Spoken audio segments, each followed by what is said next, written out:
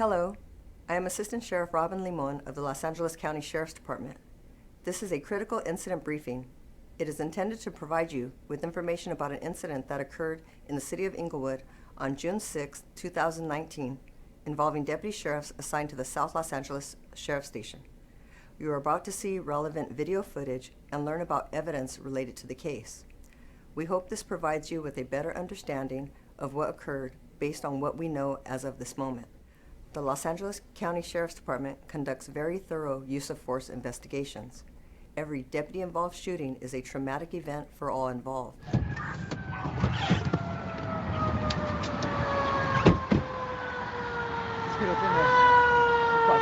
These incidents go through several layers of investigation and analysis. Oh, look, that's when all the news channels come for the cover-up. Yeah. You would think when all the news channels come, they would try to find out what happened. You out here covering up your crimes. So this was your relative? This is my real life relative. What is your name, man? Edward Mosby. Can you identify the victim? Yes, his name is Antoine Stamps. Each deputy-involved shooting is reviewed to ensure compliance with the law, Sheriff's Department policy, and the training of our deputies. Even as the Los Angeles County Sheriff's Department conducts its own investigation. First of all, what does she mean by conduct her own review? Shit, she means they're gonna investigate themselves and they're gonna say that they did no wrong. And they're gonna place the blame on Antoine Stamps, and they're gonna go about every way to try to avoid any accountability for their wrongdoing. There's no transparency in this because they investigate themselves. There's not an outside agency investigating the crimes that this agency committed. Investigators with the Los Angeles County District Attorney's Office and the Office of the Inspector General conduct their own objective and independent reviews when someone is struck by gunfire. These investigations typically require multiple witness interviews, review of all known video footage, and analysis of significant amounts of forensic evidence. We are still in the very early stages of this investigation. These investigations often take several months to complete. Our understanding of the incident may change as evidence is collected, analyzed, and reviewed. We do not draw any conclusions about whether the involved department members acted consistent with our policies, our training, and the law until all of the facts are known and the investigation is complete.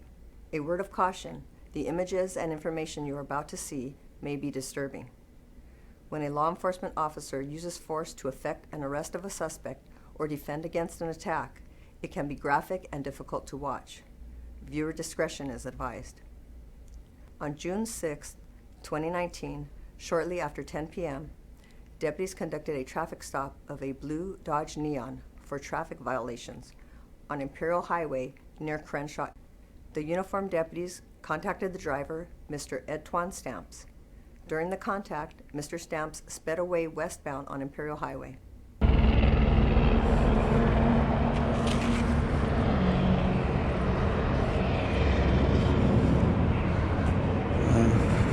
During the course of the ensuing confrontation, Mr. Stamps was struck multiple times by gunfire. As the gunfire continued, Mr. Stamps emerged from the driveway, walked to the open driver's side door of the patrol car, and entered the driver's seat. After several seconds, Mr. Stamps became non-responsive and was detained.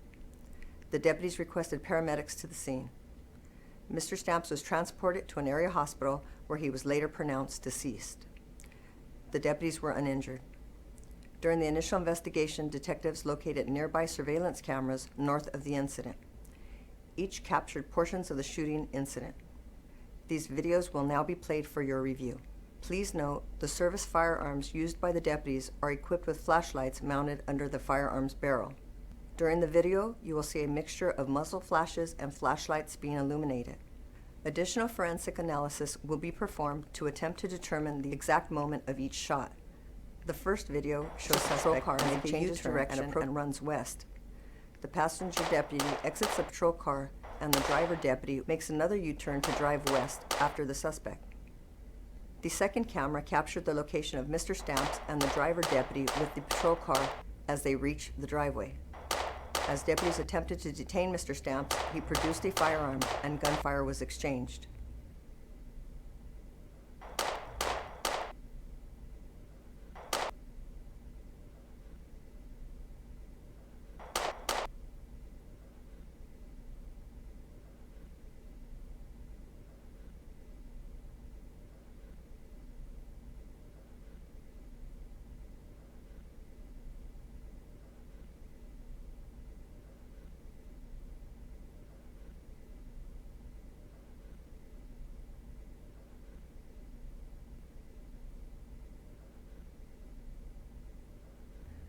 Seconds later, Mr. Stamps enters the patrol car.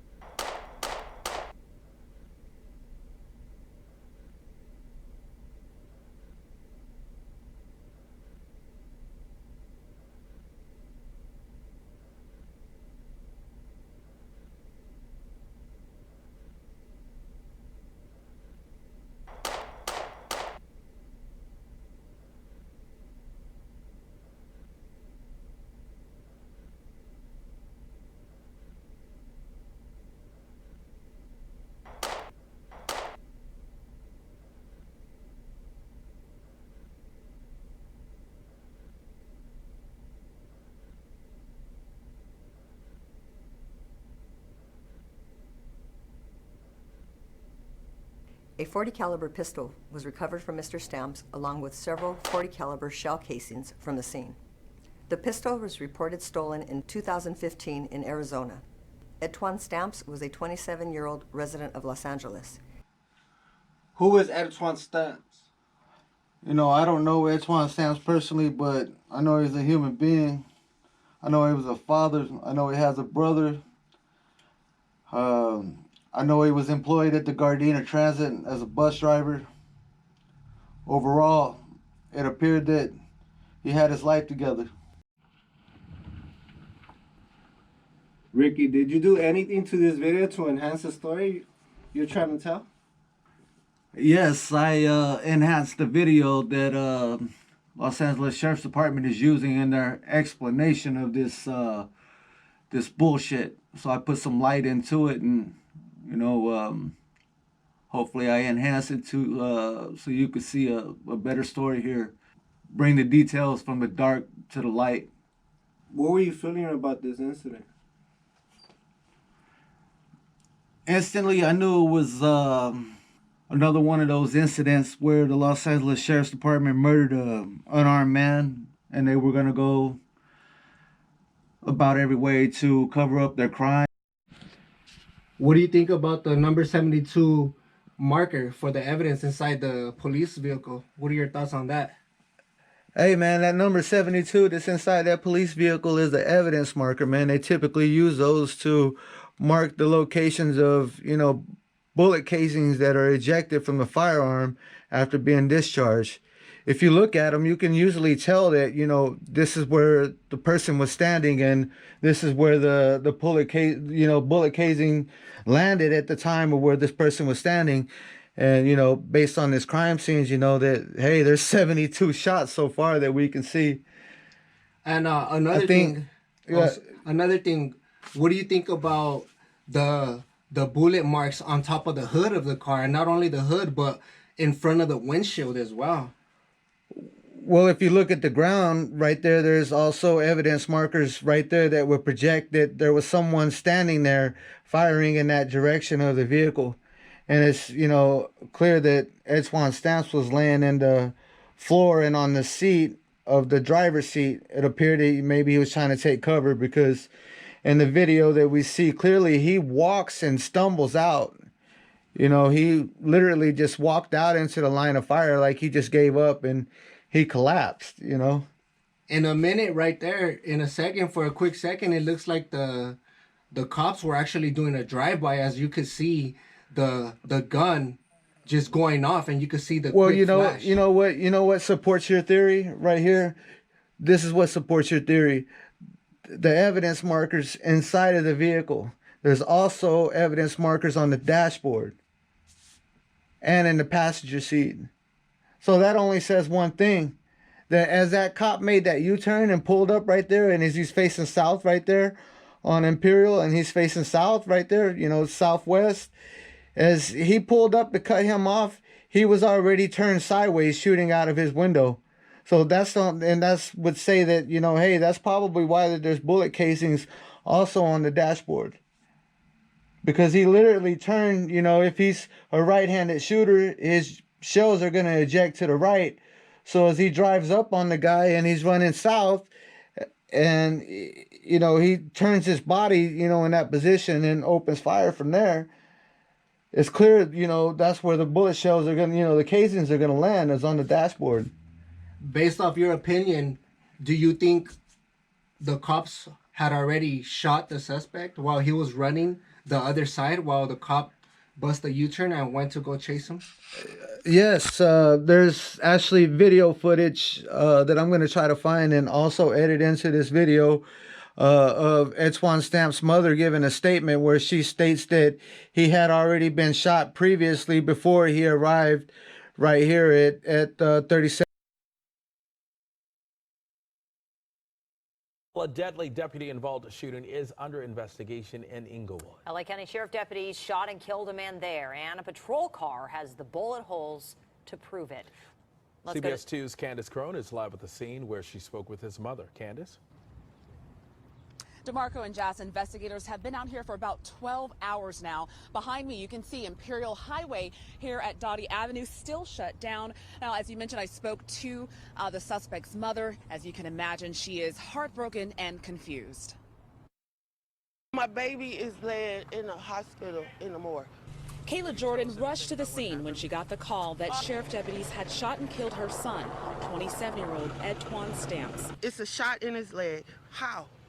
Left arm. How? Then above his ear.